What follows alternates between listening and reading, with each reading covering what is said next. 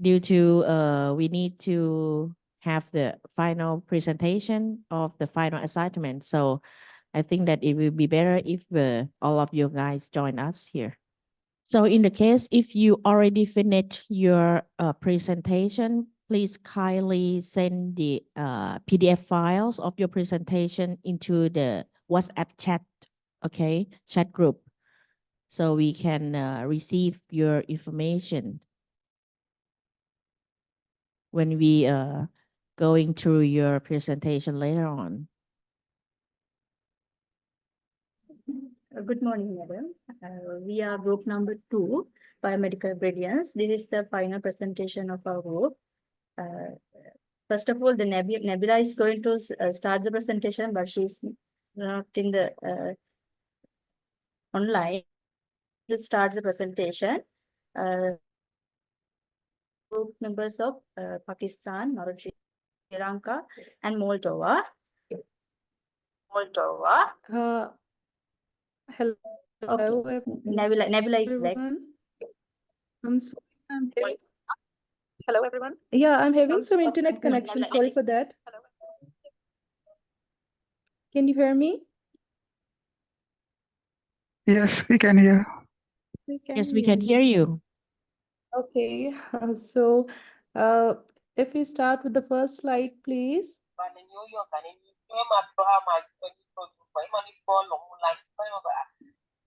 This is the final presentation of group 2.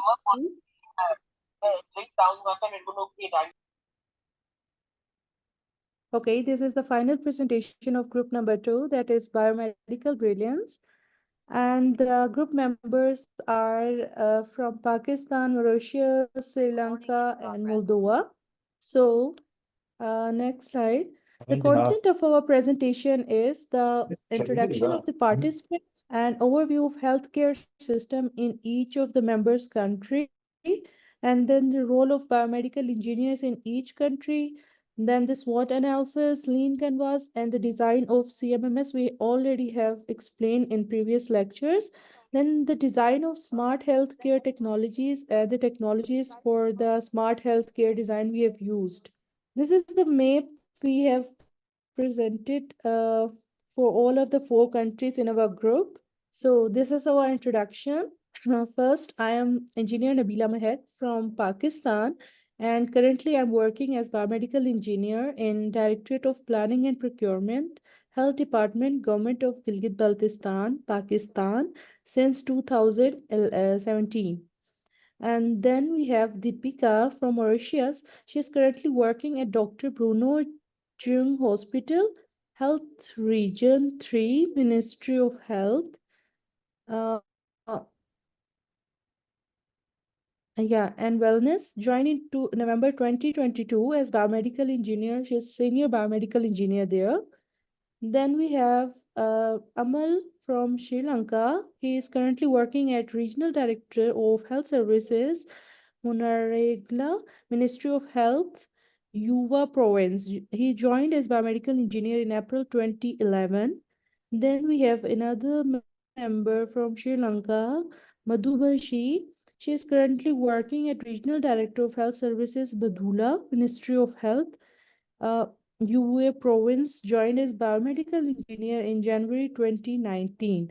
And from Moldova, we have Senda. She is currently working at the Ministry of Health of the Republic of Moldova. She joined the team in August 2022 as a biomedical engineer. This is the introduction of our group members. So, the introduction of the countries, let me give you some introduction of our countries. So, let's start with the Pakistan. Next slide, please. Yeah. So these are the famous tourist scenery pictures of Pakistan. Some of the pictures. The area of Pakistan is 881,913 square per kilometers as of now, and the population is for 2024 record. It is 241.1 million. The picture at the right side, the 2 pictures are of my province where I am living. So with Mauritius, the beautiful pictures can show you can give you some image of Mauritius, how it looks like. And the area of Mauritius is 2040 square kilometers, and the population recorded in 2022 is 1.263 million. Yeah, then we have Sri Lanka, the beautiful country famous for the Lipton tea, I guess. The area of Sri Lanka is 65,610 square kilometers, and the population recorded in 2022 is 22.18 million. Yeah, then we have Moldova, and the area of Moldova is 33,846 square kilometer, and the population of Moldova recorded in 2022 is 2.539 million. It's a beautiful country. Yeah, next, please. So let's start with a overview of healthcare systems in all the four countries we have: Pakistan, Mauritius, Sri Lanka, and Moldova. So with starting with Pakistan, please, next slide. Yeah, the healthcare system of Pakistan. I will explain the healthcare system of Pakistan, and rest of my group members will explain their country's healthcare system. So for Pakistan, according to WHO, the health is defined in its broader sense in its constitution of 1948 as a state of complete physical, mental, and social well-being, and not merely the absence of disease or infertility. So the data sheet of Pakistan is, the name is Islamic Republic of Pakistan. We have 5 provinces. The population recorded, there are 5 provinces in Pakistan. The population recorded in 2024 is 245.1 million. And the capital of Pakistan is Islamabad. The health system is comprises of public and private sector. We are achieving the SDG goal 3, health for all. Then the total health facilities is 15,000 approximately till today.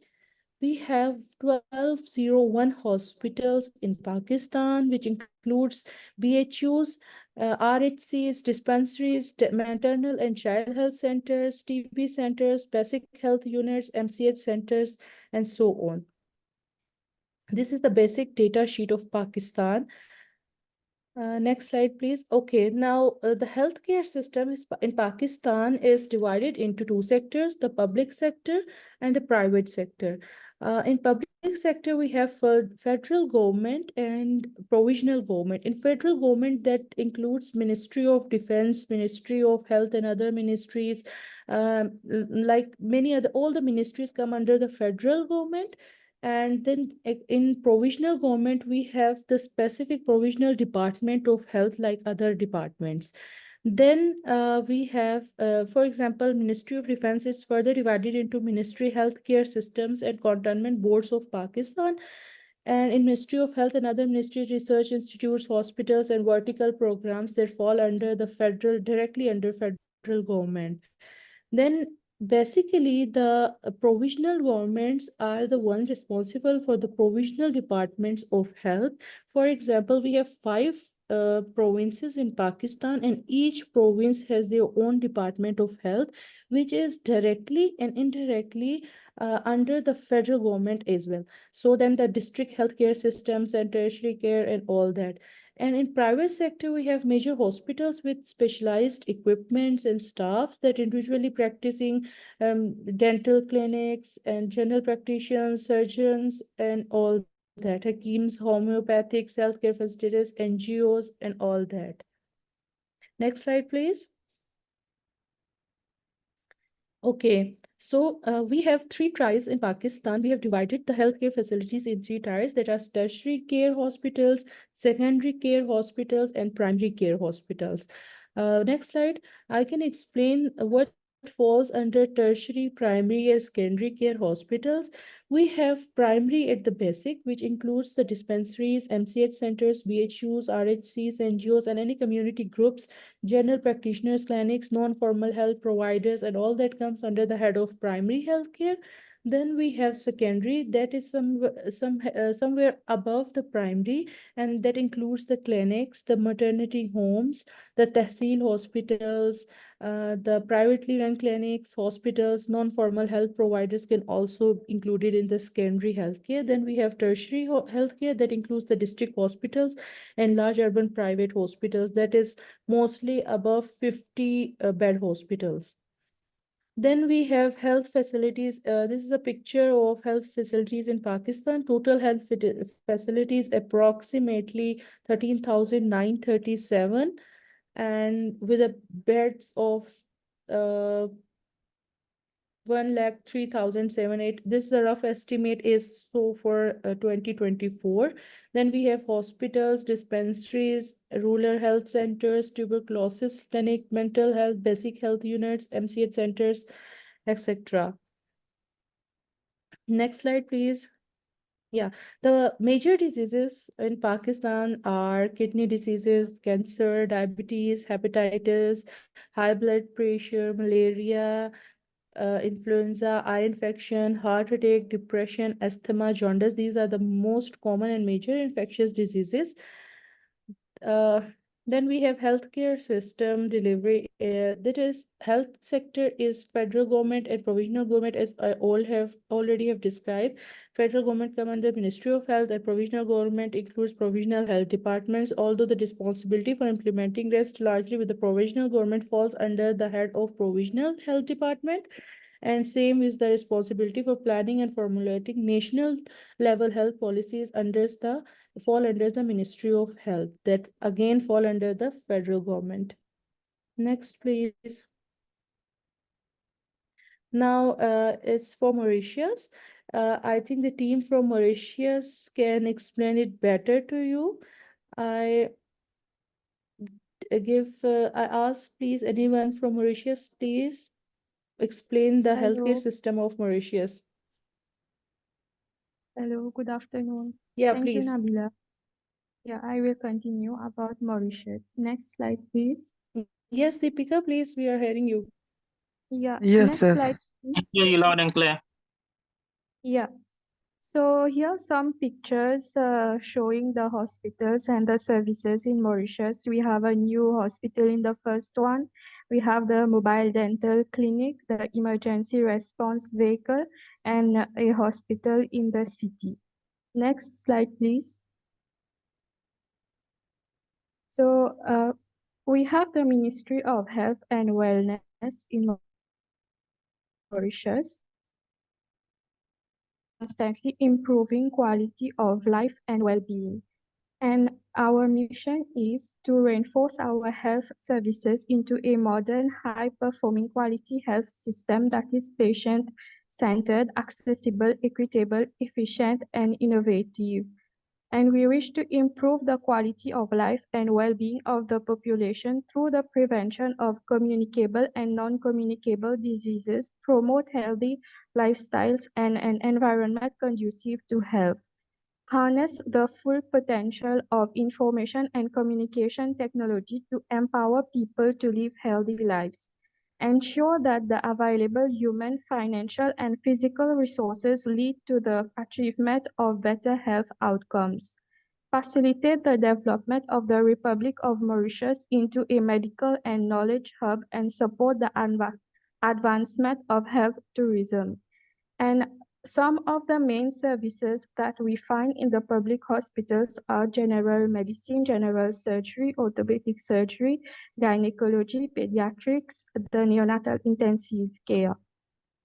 And next is about the structure of the public healthcare institution. For the primary level, we have community health centers and area health centers, mediclinics.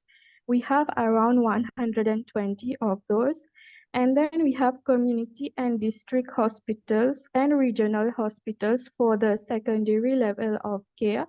And then at the top, we have specialized hospital for the tertiary care, such as for eye hospital and for cancer. And some of our upcoming projects are the new flag teaching hospital, a new eye hospital, and a new renal transplant unit. Thank you. Next is the overview of the healthcare system in Sri Lanka.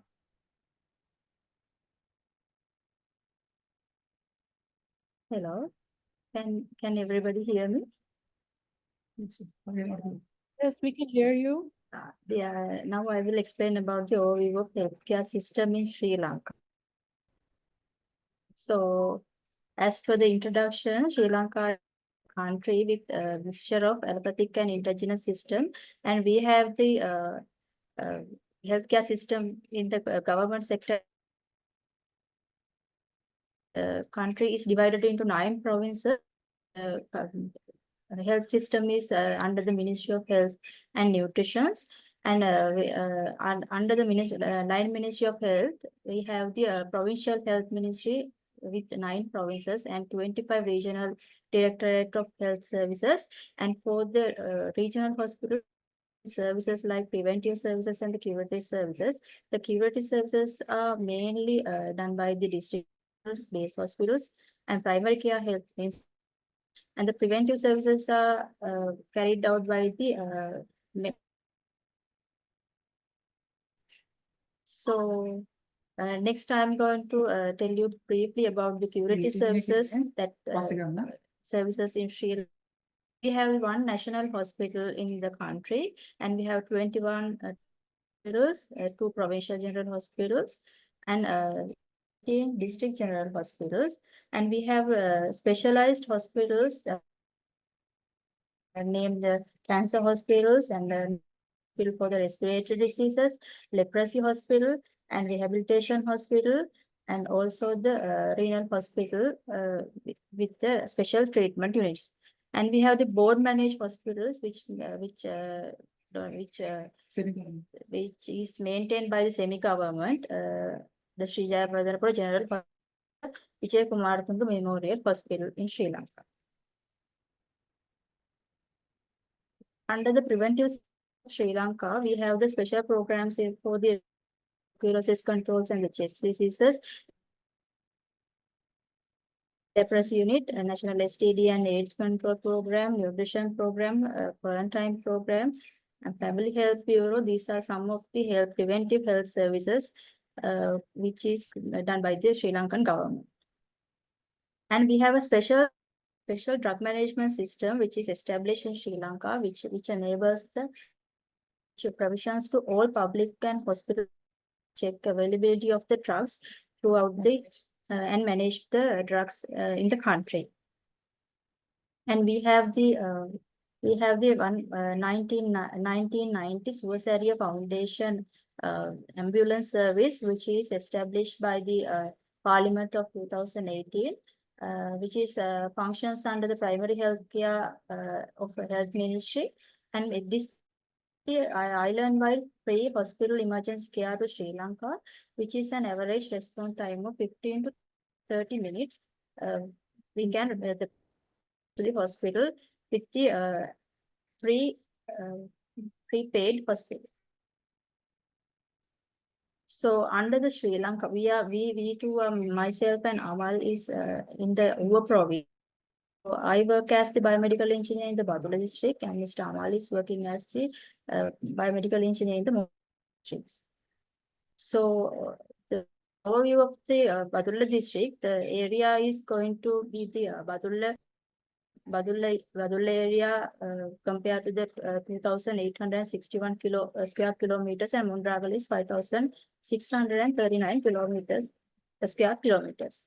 For the population, Badulla has the most in the Uva province, and Mundragal has the population of 425,000.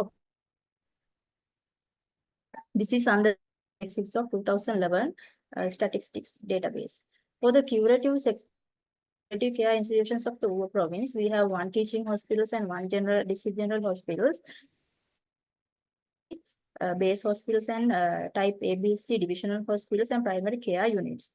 So totally we have 64 numbers of healthcare institutes in Badulla and 28 number of healthcare institutes in Mundragala. For the preventive healthcare institutions, we have in Badulla we have 16 number of MOH divisions and 11 number of MOH divisions in Mondragala. And we have specialized units, 7 specialized units for the Uva province.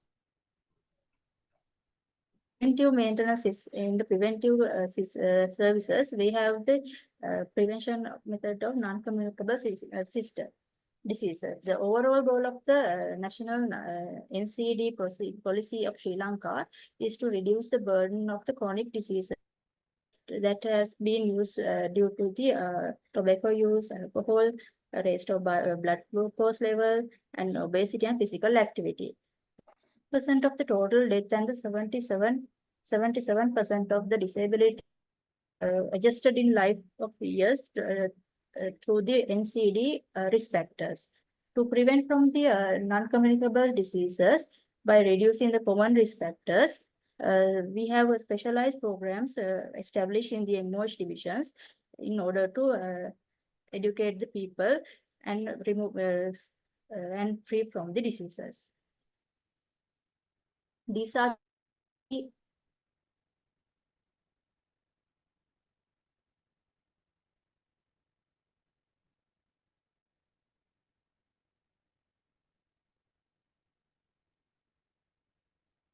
Hello? Can you hear me? Okay. Can- Can you hear me? Okay. Yes. These are the, can you see my slide number 36? Can see slide. These are some of the special campaign we are organized in the provincial health ministry. So some of the health campaigns including the and the nutrition campaign and the school health care campaign.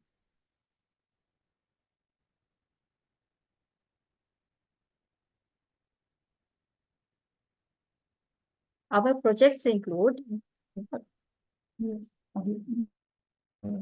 our projects include in Sri Lanka. Can you see my projects, our projects or the previous slide?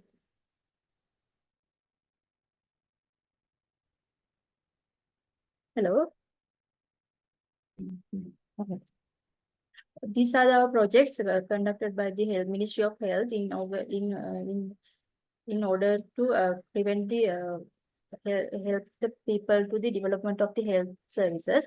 So JICA project is established to improve the medical facilities at hospitals and maintenance of the equipment and the tool for the biomedical engineering and the new construction of hospitals are done by the JICA projects. So PS is the primary healthcare system strengthening project.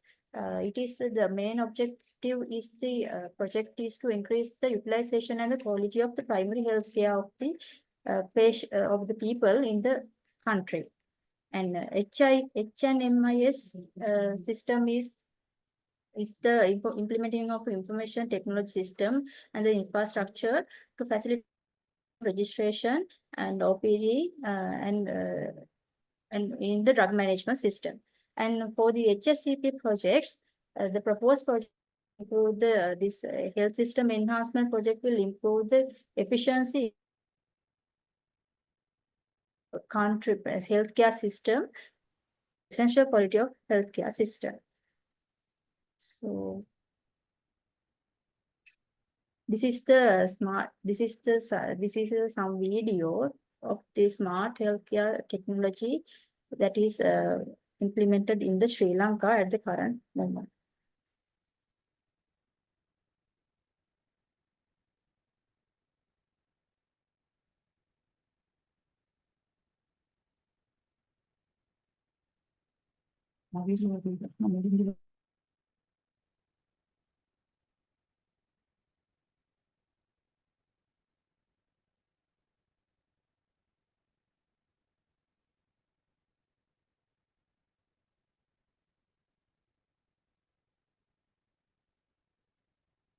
Thank you.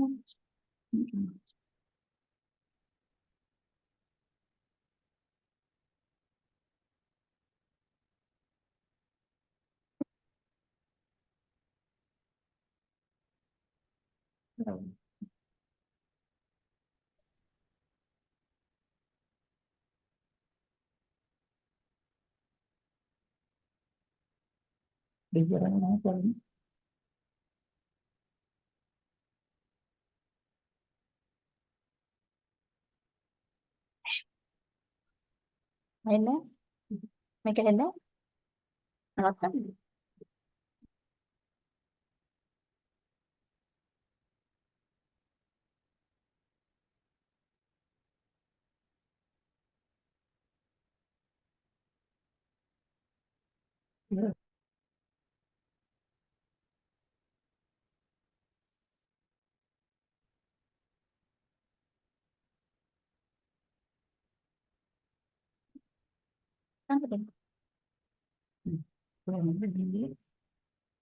නවත්තන්නද? මේකේ ඔන්න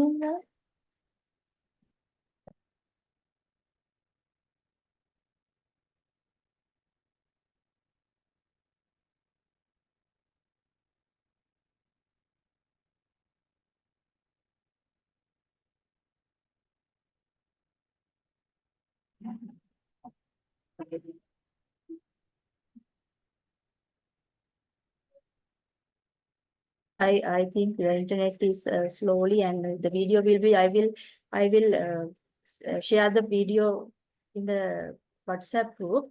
So that is the end of the healthcare system in the Sri Lanka. Now I will invite Sandha to explain about the overview of healthcare system in the Moldova. Thank you very much for the introduction. Dear colleagues, hello everyone. So today I want to present briefly about my country, Moldova. Do you hear me? Yes, we hear you. Yeah. Thank you. This slide, thanks. As you have seen in the previous slides, Moldova is a small country as area and also population. To be comfortable for us here, I represented a small structure of the governance in the field of medical devices and medical products here in Republic of Moldova. In the head, we have the Ministry of Health, that is the policy-making structure. Under the government, we have the same slide, please. Thank you. Also, we have an agency that is under the government that occupies with enforcement of the public normative and legislative structures. I'm talking about the Medicine and Medical Devices Agency, and under the Ministry of Health we have the National Agency for Public Health, that is the authority responsible with implementing the national protocols and everything that is related to public health care. Next slide, please.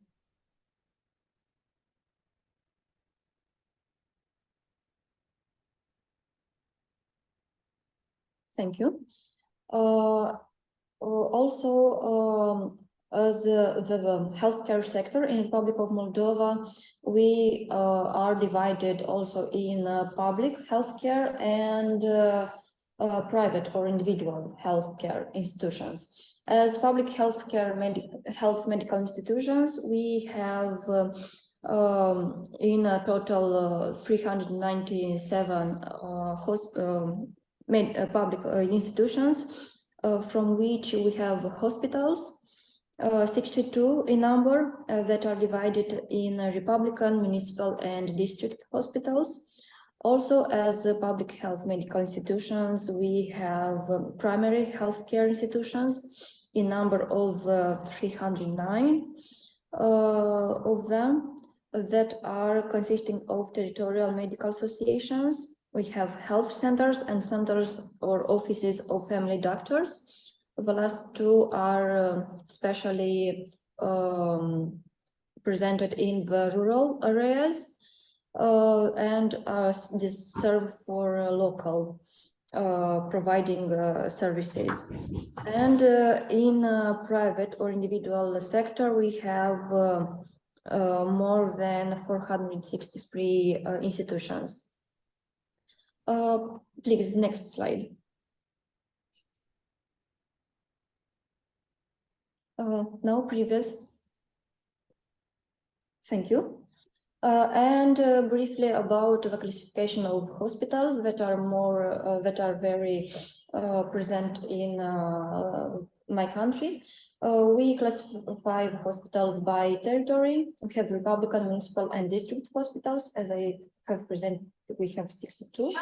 If we classify it by importance, we have tertiary level hospitals, secondary and primary level hospitals.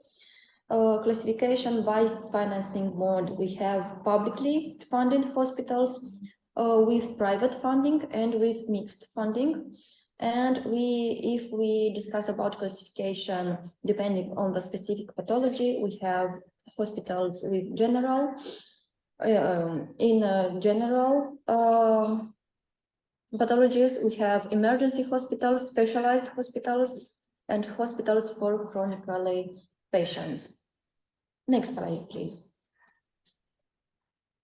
And here, we can see some images regarding the some approaches results gained in last two years. Here we have some representative photos of hospitals that were equipped with new equipment, new medical devices, and also ambulances. The last 2 years there were done new steps in improving public health care for our population.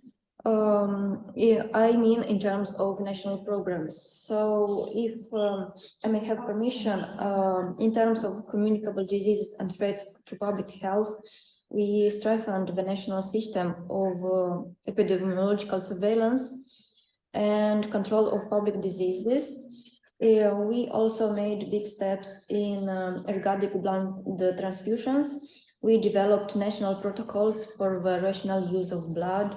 We developed hemovigilance system for reporting adverse reactions and post-transfusion events. We established a system of traceability of blood and blood components. If we talk about tobacco control, there were approved and implemented legal norms to protect the population from exposure to tobacco smoke in closed public places. It also was implemented the requirements for packaging and labeling tobacco products. We also applied bans on the placing on the market of tobacco products with characteristic flavors, and also approved safety requirements for e-cigarettes by setting a maximum level for nicotine concentration and maximum volumes for nicotine containing liquid bottles. And last but not the least, in terms of transplant program, we developed the transplant system in the country and strengthened the transplant agency by establishing mechanisms and improved the quality standards for the donation. This was all about Moldova. Thank you very much. Please, colleagues.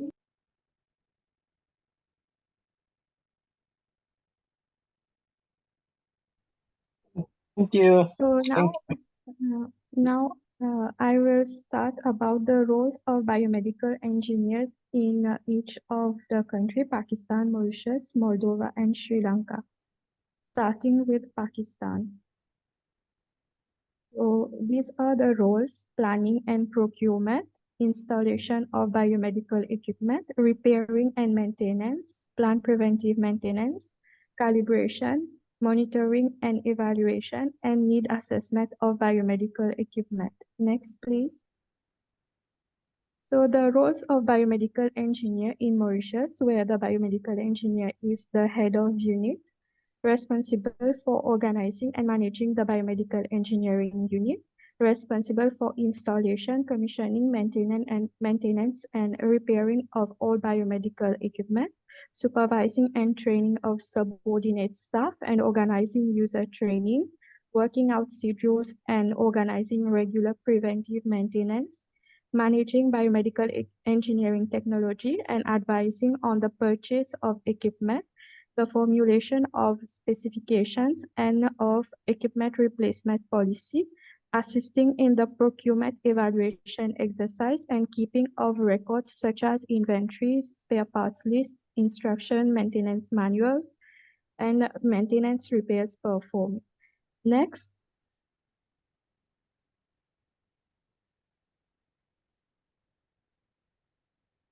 So I will now share about the roles of biomedical engineers in Sri Lanka, and my colleagues have presented their structure, where the head is the Deputy Director General, under which comes the biomedical engineer, and then they have the foreman, technical officer, technician, and technical assistant.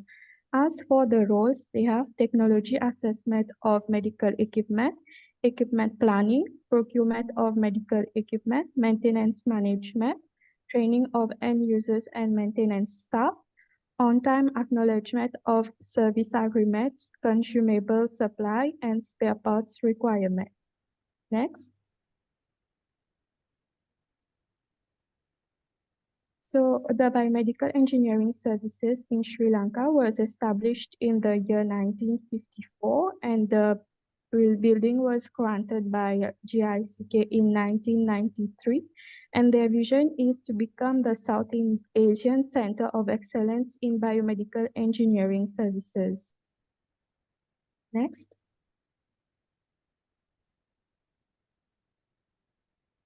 So here is the website and some photos which my colleagues from Sri Lanka have provided for the Provincial Biomedical Engineering Unit. So here are some pictures after the very nice video which they have shared.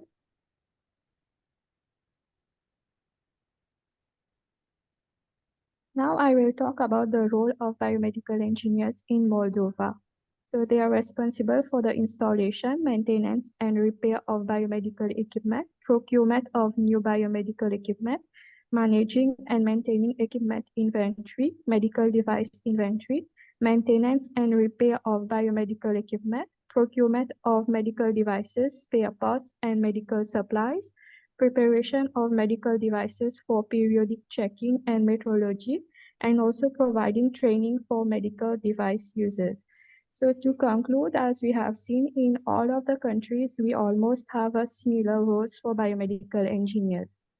So next we have our SWOT analysis, Lean Canvas, and CMMS, which we have already presented in our previous assignments.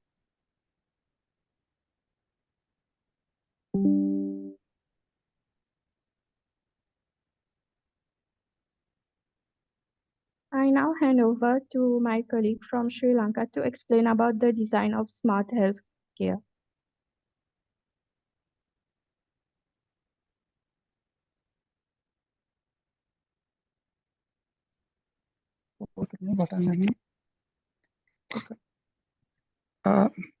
Hello, good morning, good afternoon, everyone. There's some layout of our smart healthcare. This is ambulance system we are going to implement. Next, please. Okay. In the lecture session, what we learned from the smart healthcare, we design our hospital system.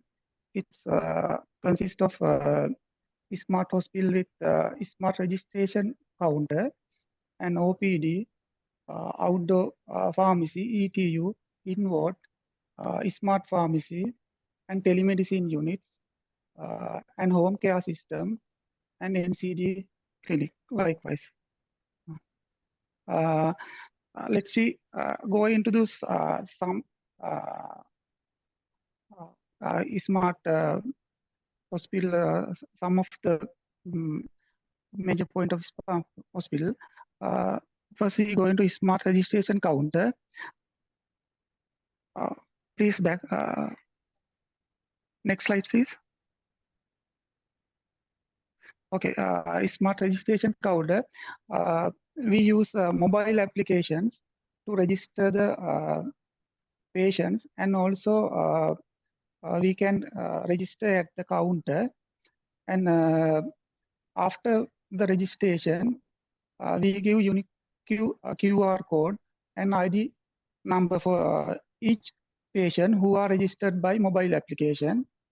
Those who users are registered at the counter, we give identity cards, printed identity cards, and we generate user profile for the all the patients.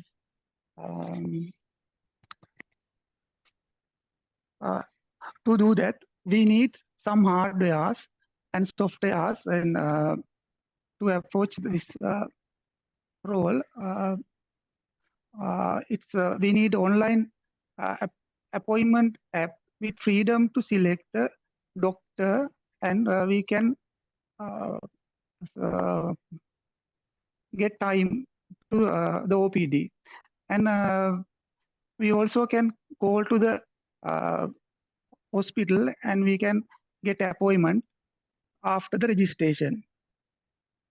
And also we provide the a chance to select the which doctor I am going to the a patient going to the see, and we need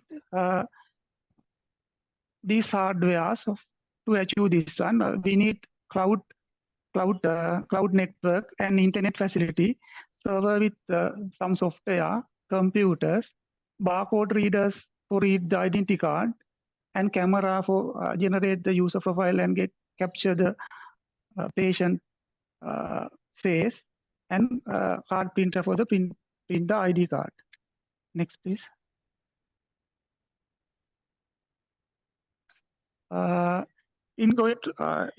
We consider the OPD. We run 6 a.m. to 10 p.m.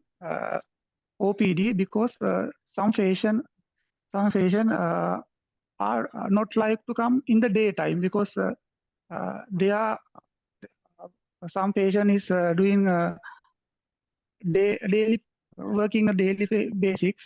We lost their salary if we come to the OPD. So we decided to open the OPD at 6 a.m. to 10 p.m. In the OPD, we make automatic queue management and display board with display who is in the room number 1, room number 2, likewise, and queue number also. In the OPD, we decided to do a basic investigation like a blood pressure, cholesterol, blood sugar, likewise. And if the OPD doctor can prescribe the medicine for patient, the patient will discharge. Patient will give the medicines and discharge. If not, then patient will admit into ETU, and or patient can be referred to the clinics or additional investigations. Next, please. In the ETU, next, please.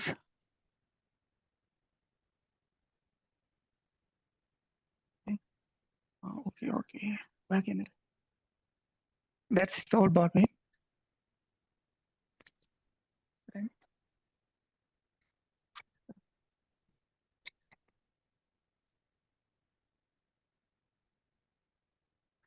Make you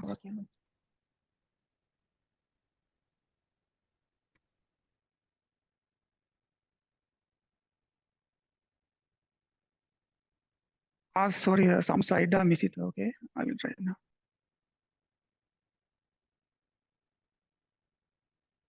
Okay, Amal, if you have another slides, you may share the screen or no, to carry out this one. Okay, we can finish. Someone done the last part.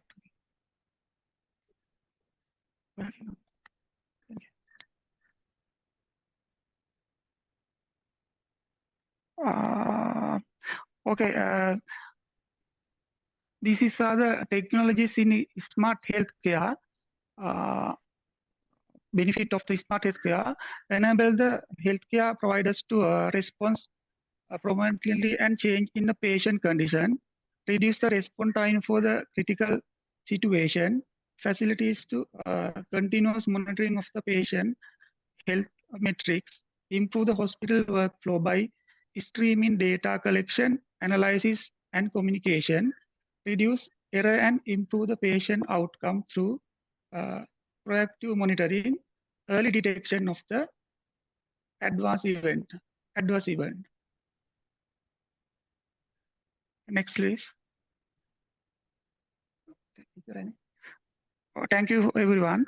I think it's finished our presentation.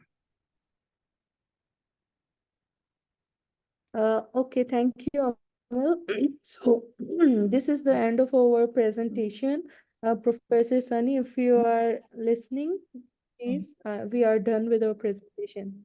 Okay, thank you very much for your brilliance presentation as your group's name. So we are really impressed to your presentation, and a lot of informations in here is very valuable for us.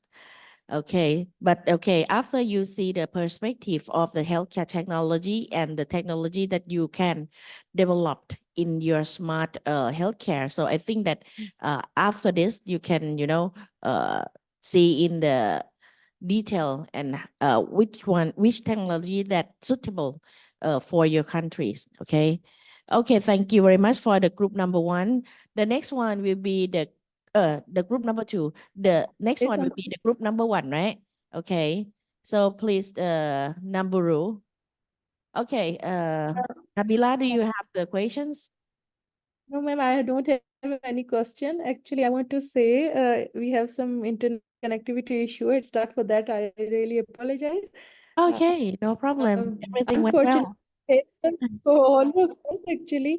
Everything went well. Yeah, and it's number 2. We presented it first. Actually, it's group number 2. Mm-hmm. Okay. We So have thank a you so question much. on the chat box. Okay, please Yeah, give please. group 1 more time, please. Okay. So Amia, are you not ready for the presentation, right? I'm not ready. No. Okay, so the group number 3, are you ready? The group number 3. The group number 3, because the group number 1, they needs more time. How long that you need, Amia?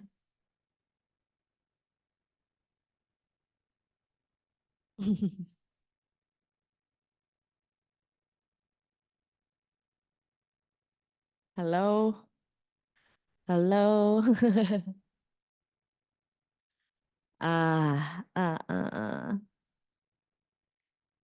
Can you hear me, Prof? Internet connection. I need about 15 minutes. 15 minutes. Okay, so Yeah, 15 minutes. can Yes, we- I'm just polishing up the. Okay. I'm just because we provided the wrong presentation. I'm just polishing it up quickly. Okay, for 15 minutes, right? Okay, during Yeah, that, 15 minutes. if someone ready, please join us. How about the GMM, the group number 3? The group number 3, are you ready? Ghana, Malawi, Ravanda, are you here? Mr. Avudi, you ready? Yes. No, please. I am not ready. I didn't have power for the last 24 hours. I just got power this afternoon, your time afternoon, which is an hour ago. So I was not able to contact the group with my presentation. So they'll go ahead and present this. When I'm done with mine, I'll just send it to you. Or if I'm done now, then I'll just present it later, if you're okay with that. Okay, but I already received your submission. You Yes, can but the submission did not include Ghana. not include Ghana. Okay. Yes, I couldn't finish it because I didn't have power on my laptop. It's just my phone. Okay, Right. so you need to insert your information in the assignment and you resubmit it, right? Am I right? So I can either do it like that, but my colleagues are ready with their presentation. So I can either add it to it later, or I can submit it later without adding it to this. Okay. So which group is ready? Because we still have the only 2 hours, and I think that all of you guys have a lot of information. So, okay, during Okay, this, group yes, 3, can we present? Maybe Ghana will add the information later, but okay. what we have compiled, maybe we can present. Yeah, you can present, and Ghana can add that more information later on, no problem, in the final submission. Okay, so if you're ready, so you can go. Yeah, thank you very much. Now you go on. Please share again. Okay, we can see you. Okay, thank you so much. So, so this is the group number 3, and the group members, Rwanda, Malawi, Morocco, Ghana, and the Ecuador. So the scope of each group is as presented. So basic information of the group, the previous assignment that we submitted. So this is where I start per country. So starting with Rwanda. So it's located in East African region. So in the capital, Kigali, and this is the local administration. So for provinces, it has got the 4+C city of Kigali, and there are also districts. So the districts make up a province, and there are also sectors that make a district. And for cells, so there are sectors. So a couple of sectors make a cell, and a couple of villages make a cell. So this is just the administrative structure of Kigali, which is the country Rwanda. So it's governed by the Ministry of Health that oversees the entire healthcare system, setting policies, standards, and regulations. So there are 3 affiliated institutions. So the 3 affiliated institutions are Rwanda Biomedical Engineer, which is also abbreviated as the RBC. So it is the implementation arm of the Ministry of Health. And also another institution is the Rwanda Food and Drug Authority, which is the RFDA. And this one is in charge of regulation of human and veterinary medicines, vaccines, medical devices, food and cosmetics. And there's also another institution, which is the Rwanda Medical Supply, which is the RMS Limited. So it's governed by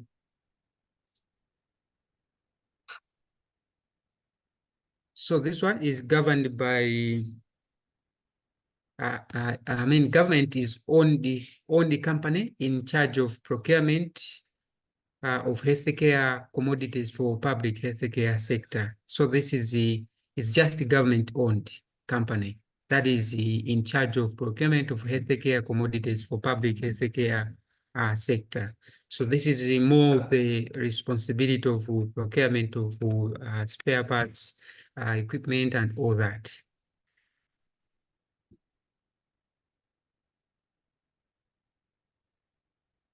So Rwanda healthcare delivery hierarchy is like this. So there's a primary care level.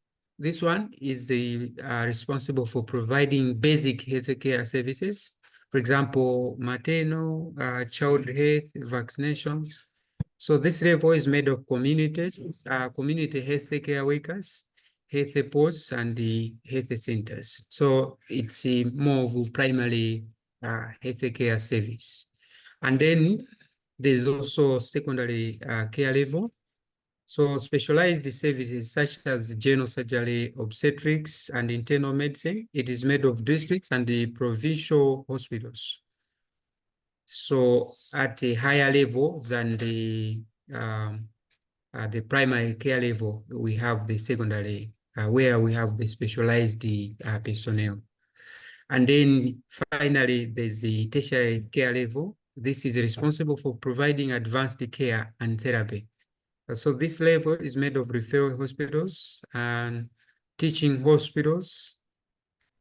Yeah, so this what happens is like a patient, when he comes from, for example, is coming from home, it doesn't go direct to the tertiary level. It has to go to the primary care level. So if the primary care level cannot provide the service for that particular patient, it's referred to the secondary. And if the secondary care level fails, it's sent to the tertiary level, because this is where we have the sophisticated equipment and also the specialists for health services. So this is just the structure in a summary.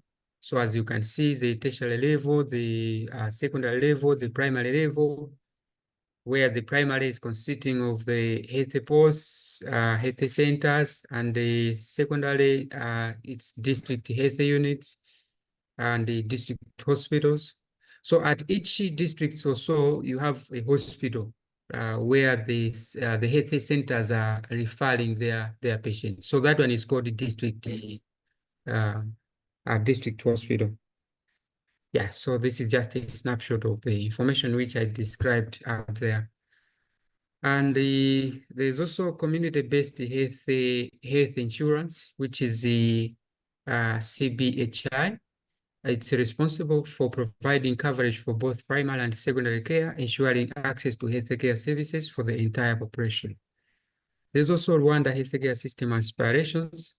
So this one, Rwanda aspires to become the regional hub in healthcare through advanced medical technologies, modern infrastructures, and the knowledgeable staff.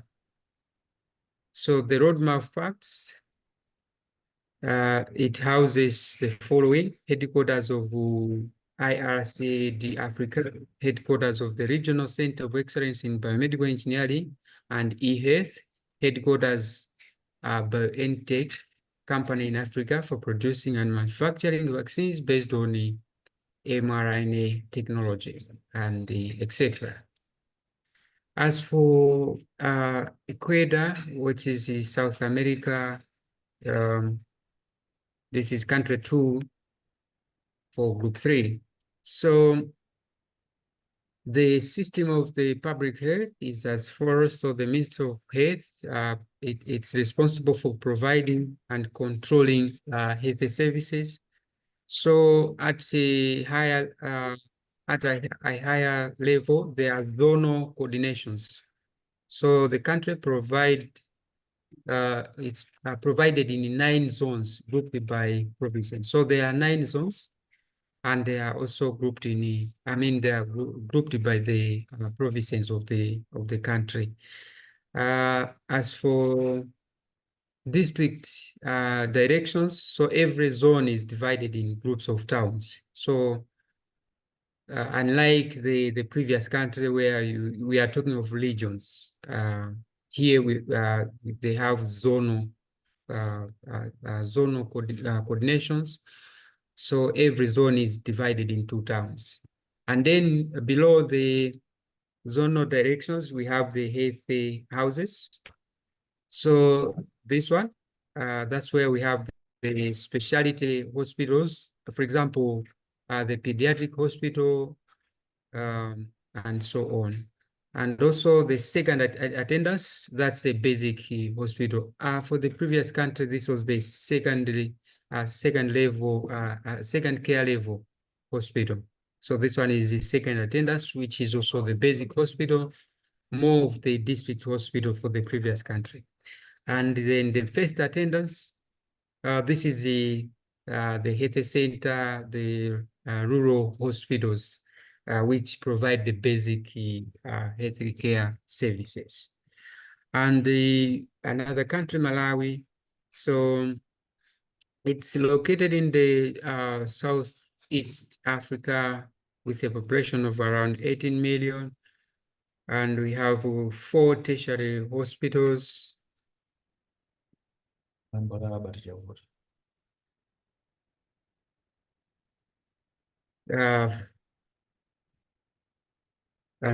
So we have 4 referral hospitals. These are also tertiary hospitals, and we have secondary hospitals around the 28. These are district hospital, and the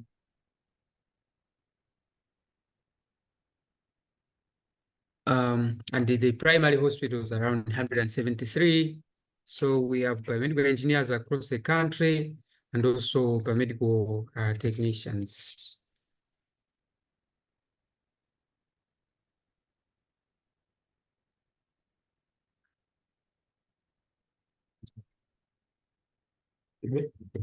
So the system of public health is as follows. So the Minister of Health is responsible for overall provision of healthcare services to the entire nation, and also controlling, providing the regulation, providing the policies and all that. And the country has 8 districts and is divided into 3 regions, within which there are 4 health zones.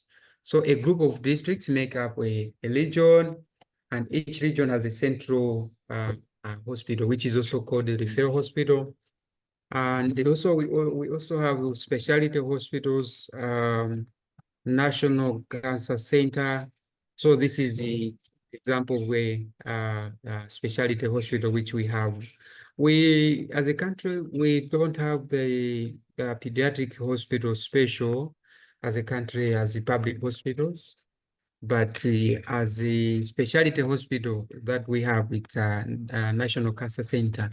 So every district has a district hospital and other hospitals under that particular district.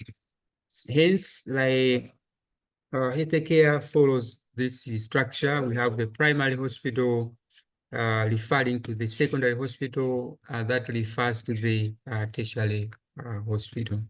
So the structure is the same as the Rwanda. Yeah.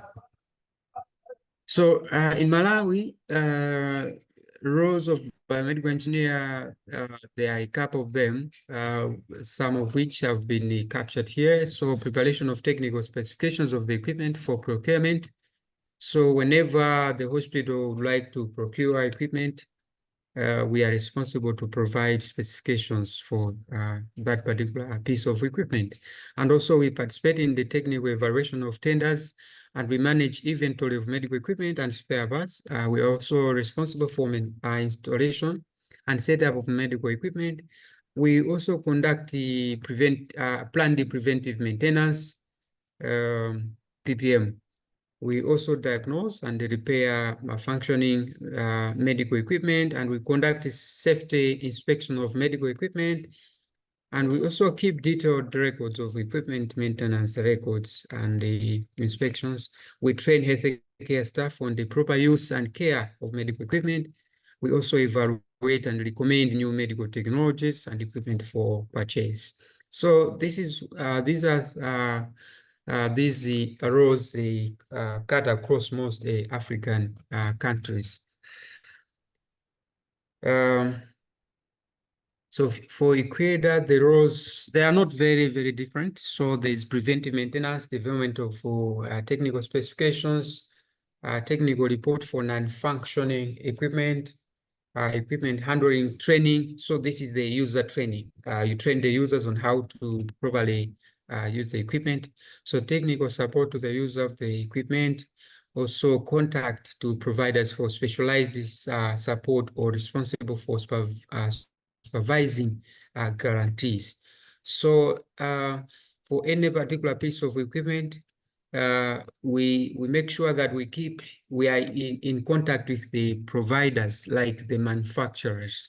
And also sometimes when the equipment has been supplied to the hospital, actually the installer might be the supplier or the manufacturer, or it might be on a contract of external contract, I should say. So we are responsible to to keep track of all this, to also be in touch with the contractors, making sure that they really do what is required to be done.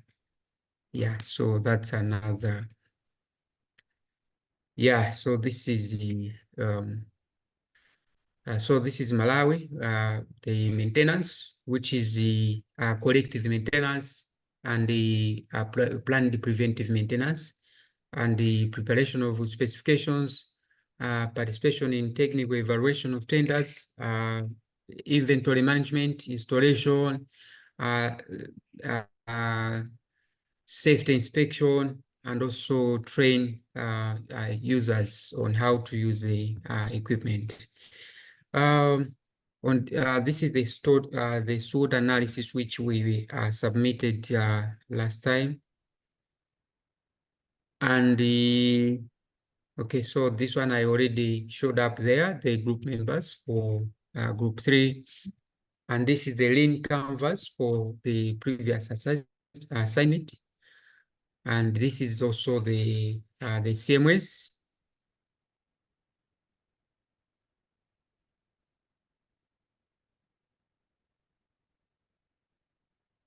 So this is the CMS or that. And the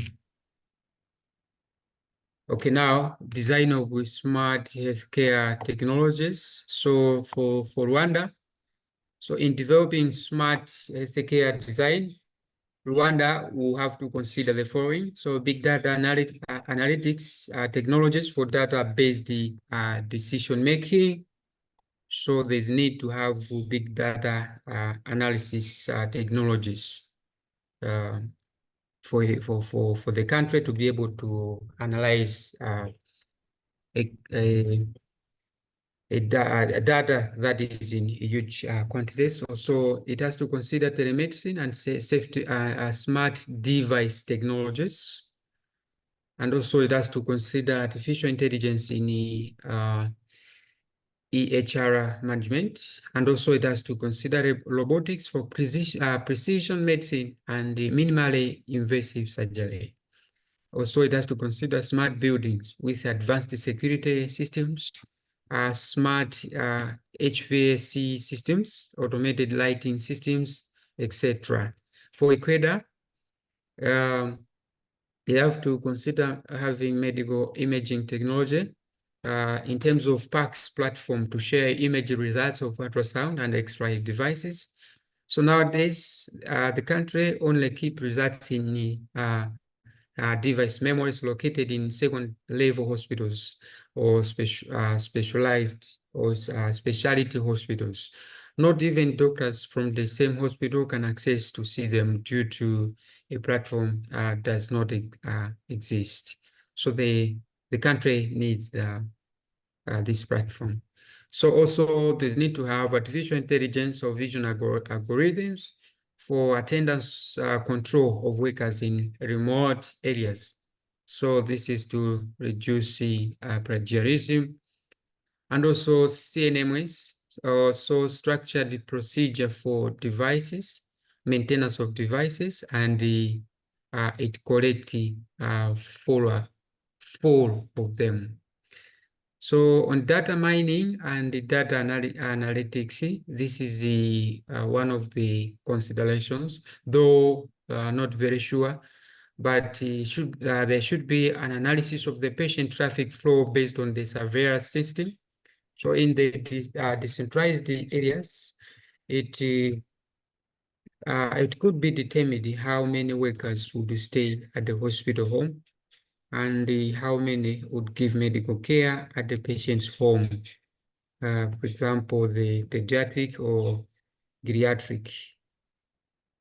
So in Malawi, the country needs to consider medical imaging technology, just like the previous country. So this one also needs PACS platform so that they be able to share image results of ultrasound and X-ray devices.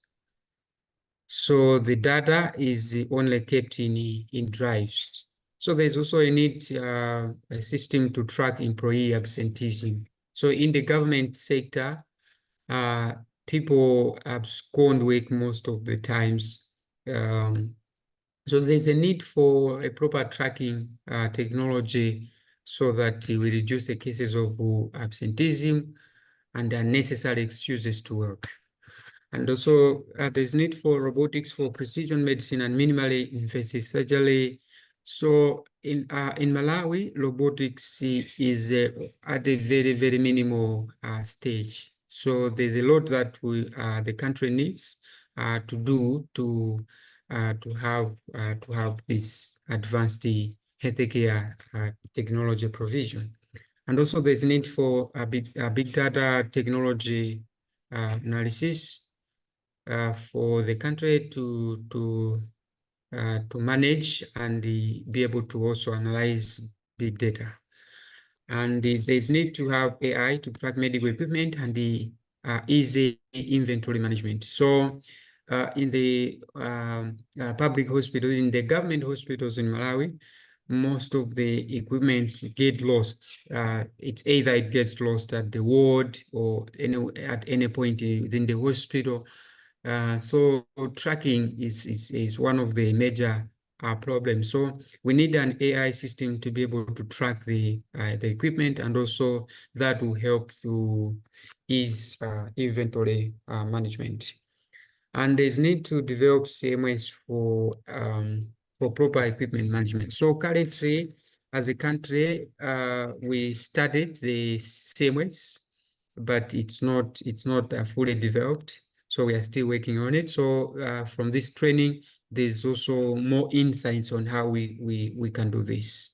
Yeah, so partly this is what Group 3 has, prepared. In case there are questions, there are any comments, maybe let me give the floor to my colleagues. They may have something to add to what I have presented. Thank you.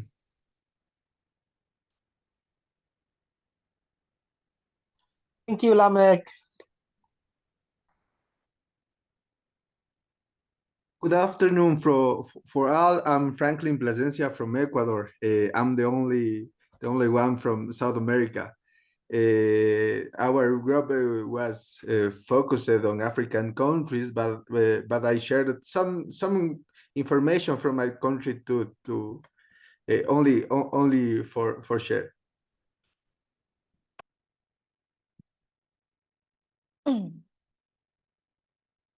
So you can share.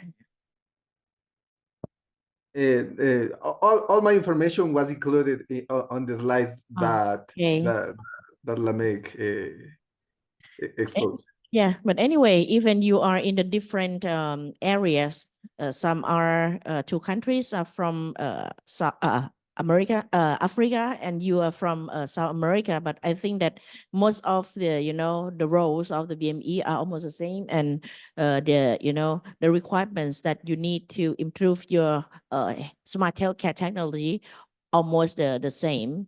But okay, in your country, maybe you focusing on the a bit higher technology, but for the African country, maybe they focus on the data and data analysis that I'm looking right now. Okay, so thank you very much for the group number 1, and I suppose that Mr. Awudi gonna add the information of Ghana into this information for the last submission of the presentation. Okay. Okay, Yes, thank please. you very much for the group number 3, GMMR. And okay, the next one is the group number 1. The group number 1, Amia, are you ready? Naburu, are you ready?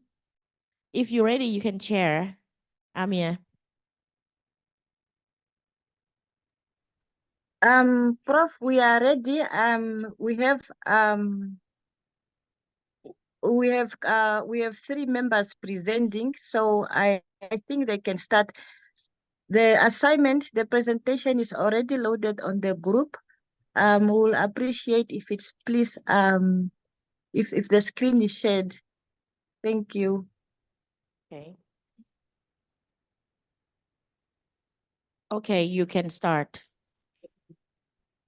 I sharing slide right Okay, now. good So morning. just tell me when I need to change the slide, okay? Okay, no, thank you, Professor Sunny and everybody. This is Mekonjo Kanjungu from Namibia. I'm here to present our final group assignment for the upskills biomedical engineer program, and it was still on medical equipment management. So here we are a group of 3 countries, Burundi, Tanzania, and Namibia. So you proceed to the next. I don't know whether my currently present country. Everyone let present this country on the introduction. Yeah. Or if not, I can go on. This is basically the introduction to the health for us to of our health sector backgrounds or information. Any scenario. We are saying that organization of health, organization system, Burundi health system is organized in a pyramid form and it's situated in central level, level. The central level is mainly responsible for the formulation. Are you still there? Are you still there? Hello? That's the internet connection problem or something? Yeah, can I take over, Prof? Okay. Looks like he's Sorry about having that. trouble with. Okay, I think that He's he having trouble returned with. back. Yeah, Again. Okay. Yeah, but let us wait because this is loading. I'm sorry about that. Okay. My screen is loading. Go on. Okay, can I continue? Can I take over from Mekonja? I think his network Yeah, is a little yeah. bit poor on his Okay. side. No problem. I mean, you Okay. can do that. All right. Okay, let me take you through to the healthcare system in Burundi. The organization of the health system in Burundi is organized in a pyramidal form and is articulated on 3 levels: the central level, the intermediate level, and the peripheral level. The central level is mainly responsible for the formulation of a sectoral policy, strategic planning, coordination, mobilization, and allocation of resources, as well as monitoring and evaluation. This level performs the function of regulation and normalization. The intermediate level is made up of 17 provisional health officers. They correspond to the decentralized central level. The provisional health officers are responsible for coordinating all health activities in the province and supporting the health district. This level corresponds to the second administrative level, which is generally recognized. The peripheral level is made up of 45 districts covering 43 hospitals and 735 health centers spread over the 129 communes of the country. Next slide, please. Now, the role of biomedical engineers in Rundu. Okay, they are actually divided into 5 groups, in 5 functions. The first one is a preventative maintenance, where they are responsible for scheduling maintenance, calibration, and validation. And then thereafter, they also do corrective maintenance. This involves document interventions, incident reports, prioritization of repairs, and creating of update work orders. And then they also do resolve equipment failures either in-house or they outside their repair services. One of the other function is training of medical staff on safety usage of medical equipment, procurement of new medical devices, and commissioning. Next slide. Next slide, please. Okay, the healthcare system in Namibia. The healthcare system in Namibia is under the Ministry of Health and Social Services and is structured along a three-tier hierarchy at national, regional, and district level. These services are accessed by 85% of the Namibian population. Often the lower income population, Namibia has 4 tiers in the public health sectors. We have 1,150 outreach points, which we can say clinics, 309 health centers, 34 district hospitals, and 4 intermediate and 1 referral hospital. Services provided at public hospital may include emergency care, emergency surgery, medical treatment, maternity service, rehabilitation programs. We also have dental, and we also do dialysis and etc. Some services require admission to hospital either as day patient or overnight. Namibia has a life expectancy of 63.7 years with a population of 3 million, of about 3 million years. The role of biomedical engineers in Namibia. Next slide, please. Okay. The biomedical engineers in Namibia are responsible for the installation, maintenance, and the writing off of medical equipment. They keep an update inventory of all medical tools, spare parts, and testing equipment. They also develop preventative maintenance and compile quarterly reports and annual divisional reports. Their role also includes to provide training to staff as well as end users of medical equipment.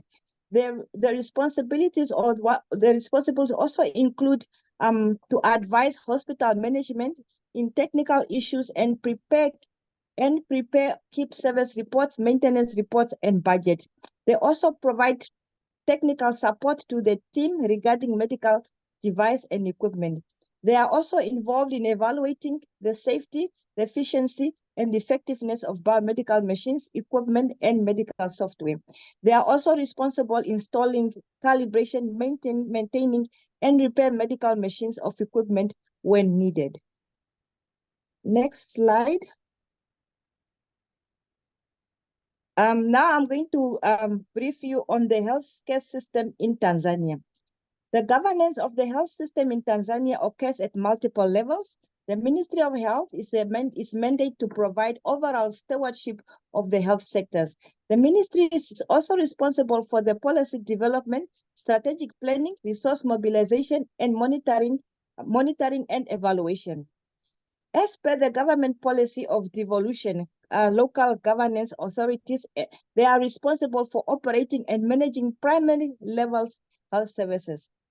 In Tanzania, there are 12,465 all operating facilities categorized into 1 national hospital, 6 national super specialized hospitals, 11 hospitals at Ozona level, 5 zonal referral hospital, 28 region referral hospital, 43 hospital at regional level, 1,208 health centers, 8,146 dispensaries, 995 clinics, 1,535 laboratories, 8 nursing and maternity homes, 184 hospital at district level, and 173 district hospitals.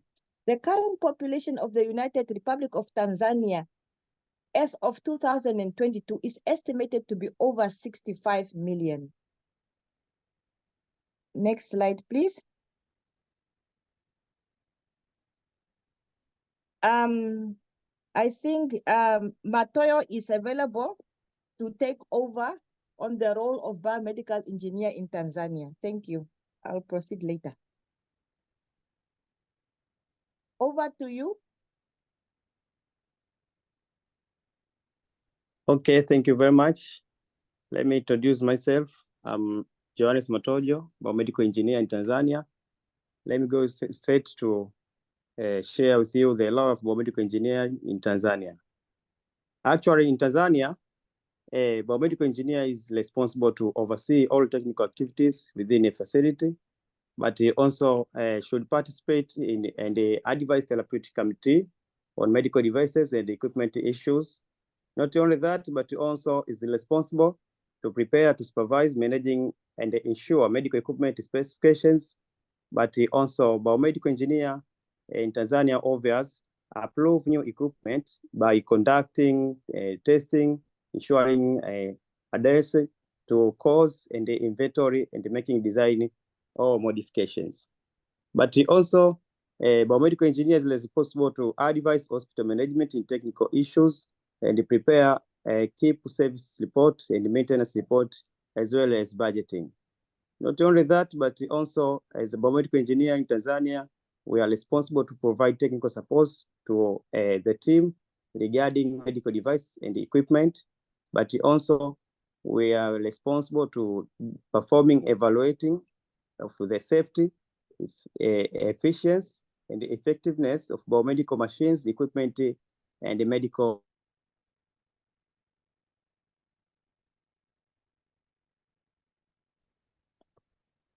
But also biomedical engineer in Tanzania, as other technicians, biomedical technicians, also we are responsible to perform installation, calibrating medical equipment, maintaining medical equipment, as well as repairing medical machines, equipment when needed. Let me add the other laws which cannot be seen in this slide. Also, biomedical engineer in Tanzania, we are responsible to prepare clinicians training and the other personnel on how to use biomedical machines and the equipment, safety, and effective use of medical equipment. But also, we are capable to perform researching in new materials, technologies, and engineering aspects of biomedical process and system. But also, obvious in day-to-day activities, we're supposed to ensure and maintain 5 A's. Also, should set up an engineering quality management system. But also, we are capable to assess good engineering methods to meet requirements and come up with business plan to solve problems. But also, we are responsible in case of interviews, technical interviews. We are responsible to hold the interviews and make a decision on hiring matters. Although we have all expended dues, but also we are responsible to undertake all other dues as assigned by our immediate supervisor and management. Thank you. Next slide.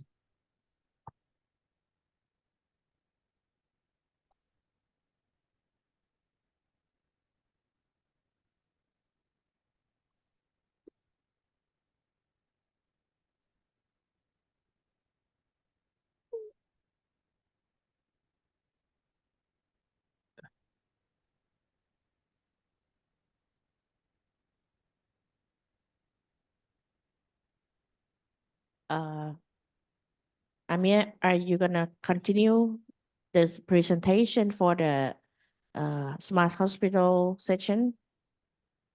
Hello. Okay, Oh, sorry, let me. I was actually sorry. Yes, I was actually muted. Sorry, sorry. Okay.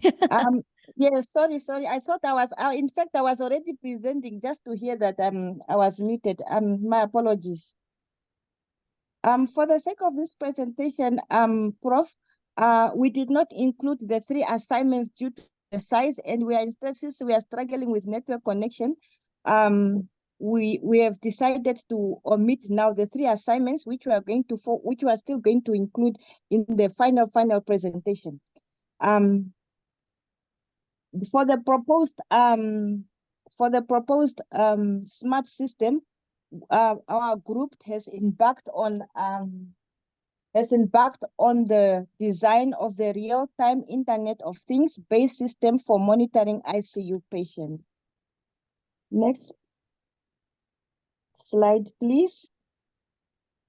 Now, the presentation for the design, it is outlined as follows. We have the introduction, the organization readiness, the infrastructure and IT, with the workflow. It consists of the technology, the standards that we have currently in place, the smart health care concept, the proposed e-health system, and then conclusion. Currently, the organization, the ministry, this was we put an example for one ministry, which is the Ministry of Health. We have over 28,694 health professionals licensed with the Health Professional Council in Namibia. We have 12 biomedical engineers. We have 37 IT officers. We have 20,000 supporting staff. And then we have 5 ICU departments at tertiary level. And the medical devices that are currently in place is the monitoring devices, ventilators, blood gas machines, therapeutic devices, dialysis machine, and other devices in the ICU department. Next slide. And then we also have infrastructure and IT in place. We have 34 hospitals interconnected via multi-protocol label switching. We have established data centers. We have a good coverage of 4G, which we need to upgrade to 5G to support the smart design. We have fiber optic connectivities in certain areas, and we have a Starlink connectivity awaiting CRAN approval.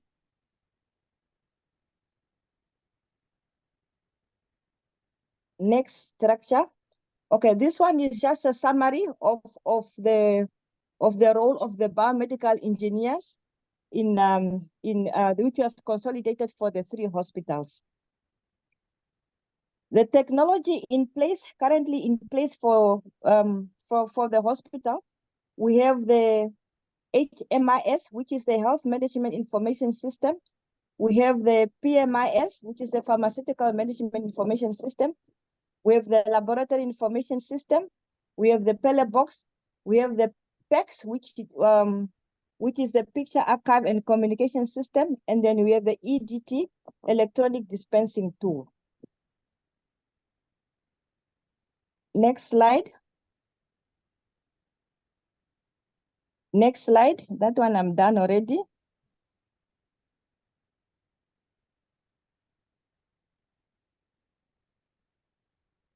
Can we have the next slide, Prof? Thank you.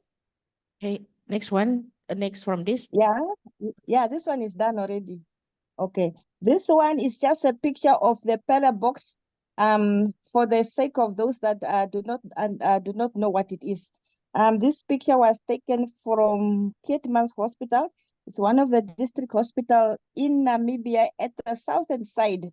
So they have introduced the PeleBox, and my colleague, when I'm done from Rensley, will be able to tell us more about the PeleBox. And then the standards in place. The standard in place, we have the National Healthcare Technology, we have the Quality Management System, and then we have to adhere to Food Drug Association, FDA, and conformity and European conformity. Can we go to slide number 18? I think I'm a little bit too fast. Okay. The picture that is depicted on the screen, it shows the workflow of the smart design. You can see that from the picture, the smart design is grouped. The real-time internet-based system for monitoring is sorry, Prof. From the picture, you can see that the information is collected through the bedside patient monitor. And then we have telecommunication network system that uploads this data on the cloud for further processing. And then we have the intelligence software agent, which is the artificial intelligence, which is the AL. And this whereby the data is further and sent through the notification to the responsible staff, which are the doctors and the nurses. And this workflow is for the ICU. Now the system design requirements. Continuous online patient and patient room condition monitoring is the main idea of the proposed system. The healthcare monitoring system utilizes 3 stages. of the architectural features. The sensors, which are the sensor module, the data processing module, and the web interface. Now the sensors are wired through, the sensors are wired, which are used to collect data from the patient body and the environment by gathering physiological signs, and the data collected are then processed via microcontroller module and sent to the gateway server. Now the hardware components for the healthcare monitoring system is composed of the microprocessor controller, the heartbeat sensors, body temperature sensors, room temperature sensors, and carbon dioxide sensors. Next slide. The next slide is giving an overview of a proposed real-time Internet of Things patients monitoring system, whereby the real-time patient monitoring system collects the data through the bedside, which I've already indicated. We have that telecommunication in the middle of the, you can see in that block, the second block there in the middle. And this one, it uploads the data on the cloud for further processing. And then the artificial intelligence, we'll use the artificial intelligence software to process the data further.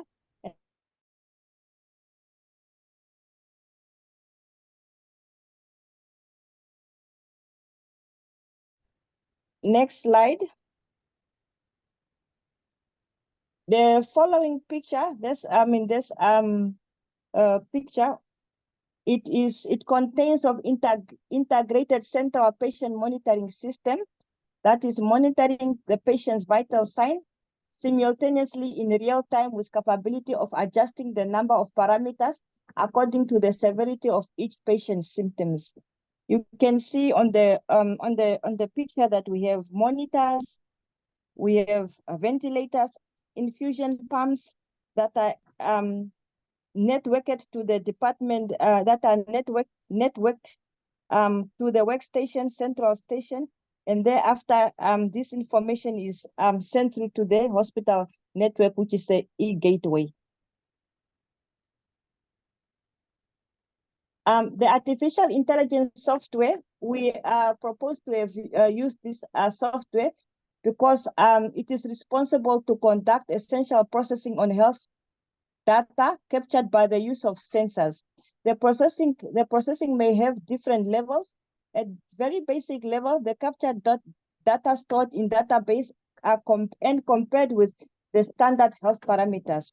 Now, in case of any parameter cross the boundary, the lower limit and the upper limit defined by the standard, immediately the AI generates notification and send it to the emergency care unit and to the concerned practitioner. The table, it just depicts the standard that is defined by WHO, whereby we have lower limits and higher limits for the blood pressure. We also have other standards, but then we have decided for the presentation just to include or to limit the presentation to the standard health parameters. Next slide, thank you. Now, the advantages of AI is it confirms the doctor's responsibility to provide treatment to the patient. It sends notifications to the emergency care unit and to the appointed doctor. It also confirms preparedness of emergency care unit resource staff and medical equipment, and it allows communication delegation, delegated person of ICU, sorry, there's a spelling mistake here, and responsible doctor. It also provides required patient details for concerned doctor, and it helps the doctors to refer similar historical cases and consult related other medical practitioners.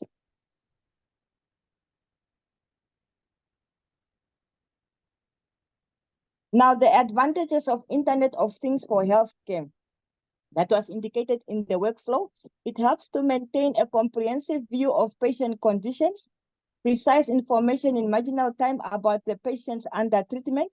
It delivers alerts with clinical context direct to the central display and smartphones. It supports clinical workflow. It improves alarm management. It supports continuous patient record and reduces the chance of human error significantly. Now, the next diagram is a proposed upgrades to the current e-health system. What needs to be? We need the we have the hospital cloud that is capturing all the data of patients, doctors, the pharmacy, the lab, the imaging center, ambulances, and so forth. Next slide. And then digitalize. Okay, so the plan is to digitalize all patient journey through digital healthcare services, where we say we in the future we want the smart outpatients, where we do online appointment, patient risk kiosk.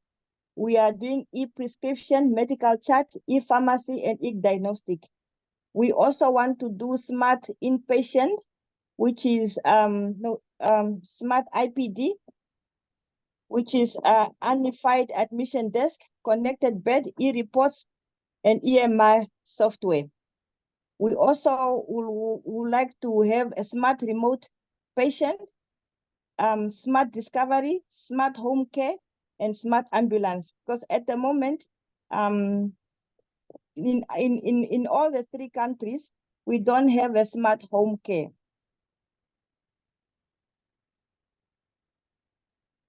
Next slide.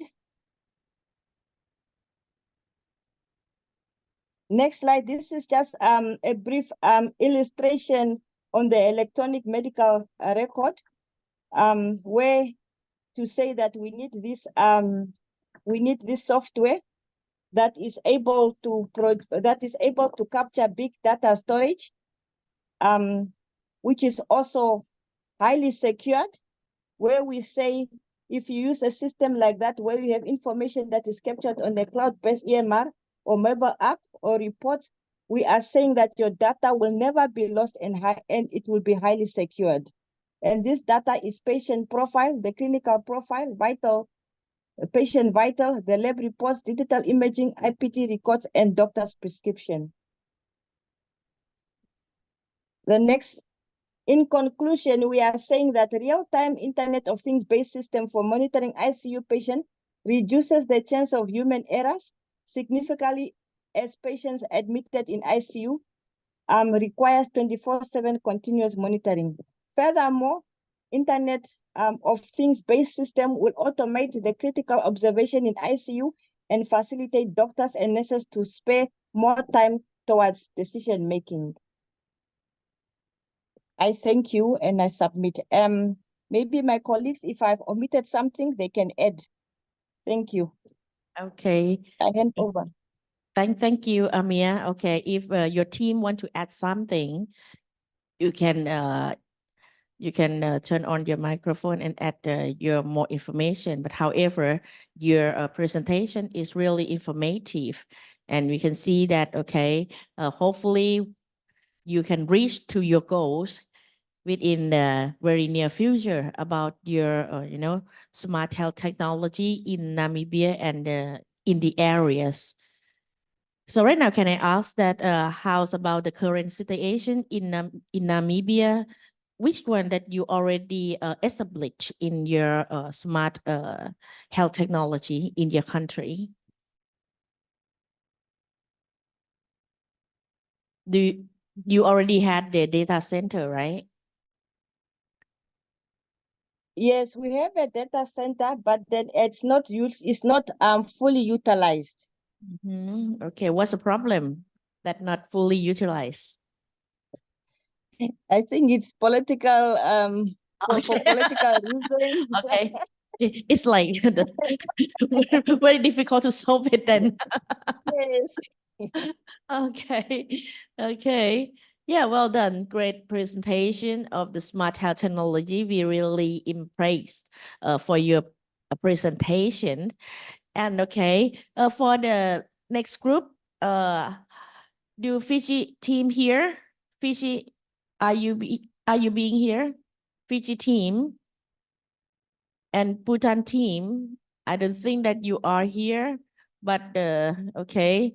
So I think that only 3 of the presentation that you really did the well done job on the training session. Let me close my sharing slides first. Okay, hold on. Stop share. Okay. Then for the next, okay, I think that, okay, after we were together, we have been together for 21 days. So I think that you gain some of the knowledge, some of the ideas from our training. And before we go into the closing ceremony, College of Biomedical Engineering wants to show you something like the faculty tour due to you cannot join us in the in the on-site training. So we try our best to present you for the very short video, okay, from our team. So please enjoy the show. Okay.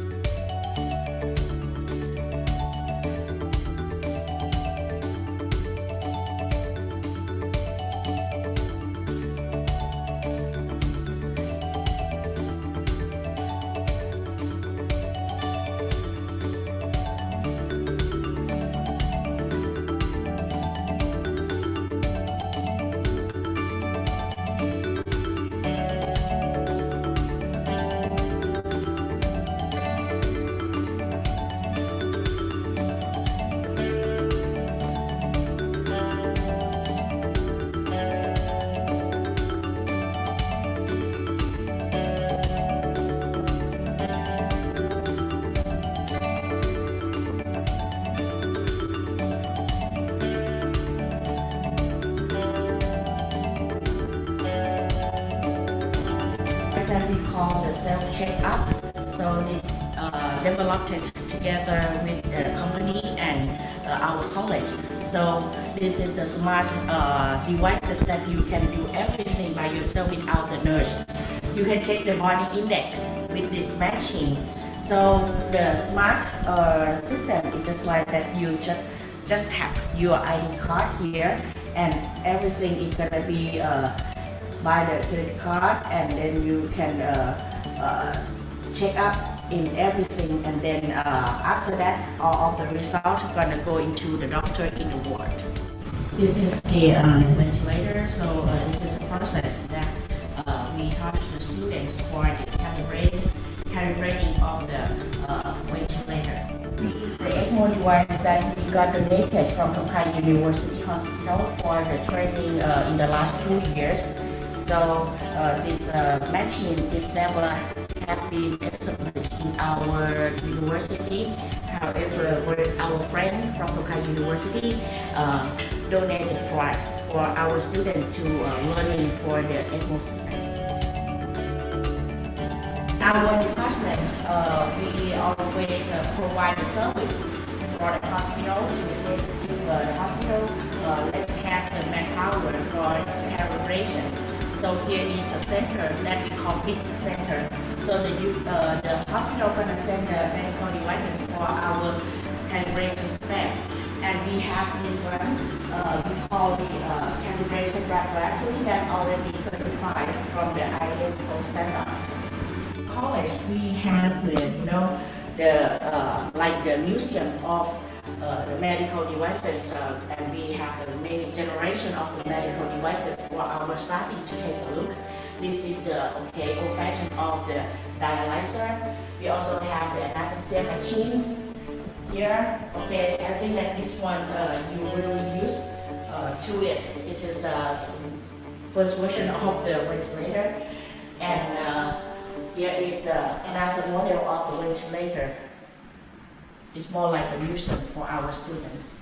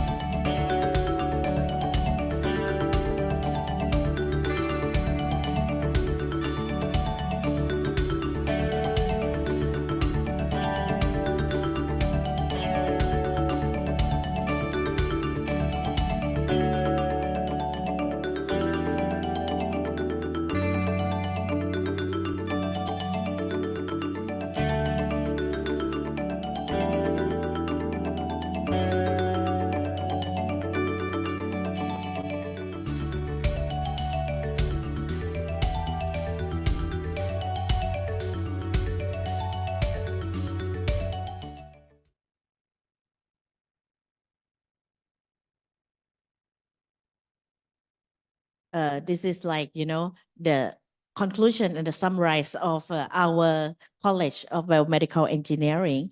So you can see that we not only provide the academic for our students, but we still have, caring for the communities. We do the service for the, neighborhood nearby, and we also do a lot of activities, not only for the training our students to get ready for the biomedical engineer professions. However, we try to, initiate them to have the mindset about the research. So our students gonna have the research project before they graduated on their bachelor, master, or doctoral degree.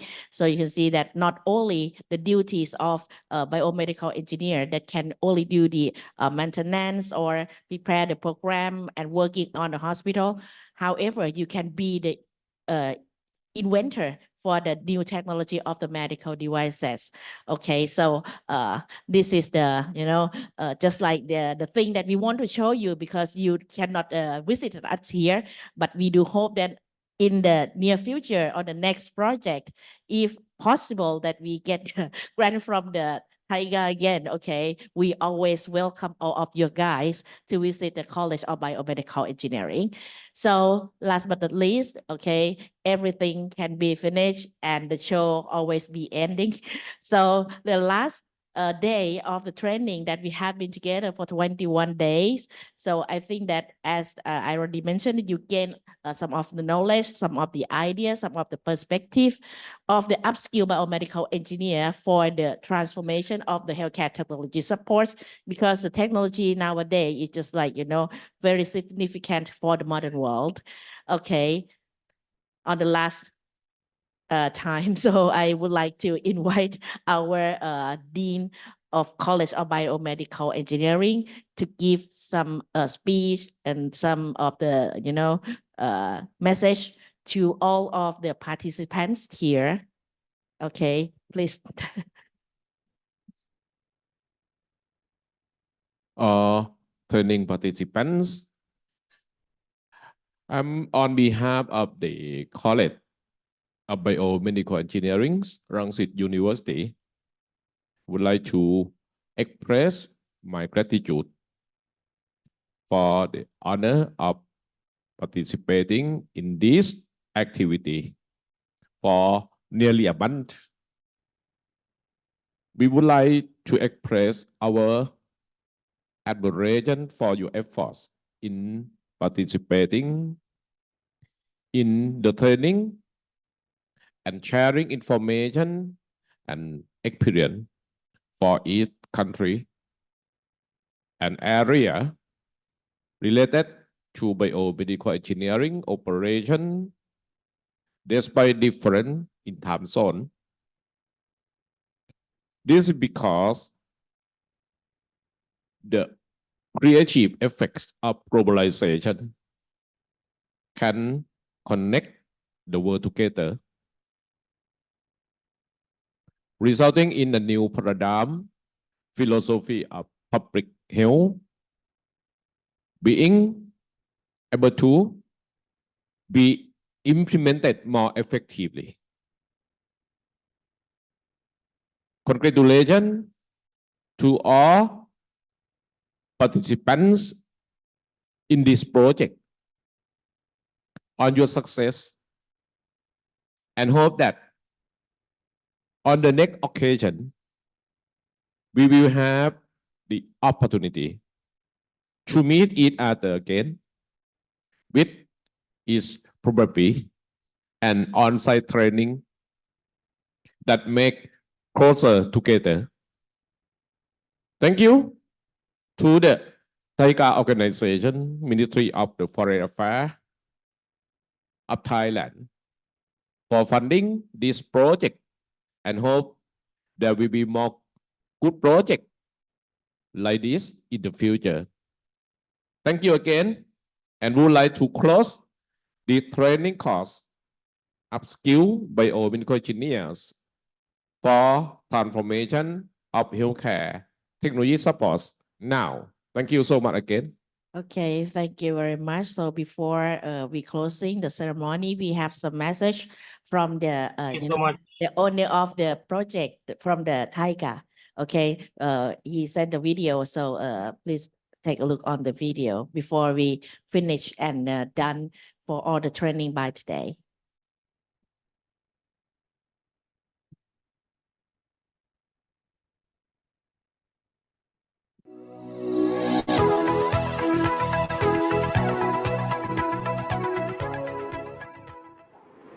Associate Professor Nantachai Thongpen, Dean of Biomedical Engineering College, Rangsit University, distinguished guests and AITC participants, ladies and gentlemen, good afternoon from Thailand. I would like to begin by congratulating all participants on successfully completing the online annual international training course on upskills biomedical engineers for transformations of healthcare technology supports, jointly organized by Thailand International Cooperation Agencies or TIGA and College of Biomedical Engineering, Rangsit Universities. On behalf of TIGA, I would like to express our sincere gratitude to each and every one of you for actively participating and sharing dedications, learning during the course. Since we are meeting today, let me briefly introduce you to TIGA. TIGA is a department under the Ministry of Foreign Affairs of Thailand, is specifically tasked by the Royal Thai government to serve as the primary coordinating body for international development cooperation efforts. TIGA is committed to providing forums where Thailand's experiences and good practices can be shared with other countries. The annual International Training Course, or AITC, is one of our flagship programs. Since establishment in 1991, the AITC has offered training opportunities to individuals from both the public and private sectors across the globe, empowering them to drive change and contribute to social and economic development of their countries. Our courses are categorized under 6 themes, namely Public Health, Sufficiencies, Economy, Philosophy, or SEP, Agriculture and Food Securities, Climate Change and Environmental Issues, Bio-Circular Green Economies Model, or BCGs, and other Sustainable Development Goals related topics. This online course is under the theme of Public Health. Throughout the course, participants will gain insights from Thailand context on biomedical engineering to support the transformations of healthcare technologies, and will have the opportunity to explore concrete examples through several case studies and group discussions. Dear participants, during the training journey, I trust that you have gained more experiences, lessons learned, and best practices on the focused topic, and are now well equipped with the knowledge and understanding to apply these approaches in your development efforts. I also trust that you have formed valuable connections and cherished memories with fellow participants and the Rangsit University team. I hope that this network will serve as a platform for international collaborations and exchange.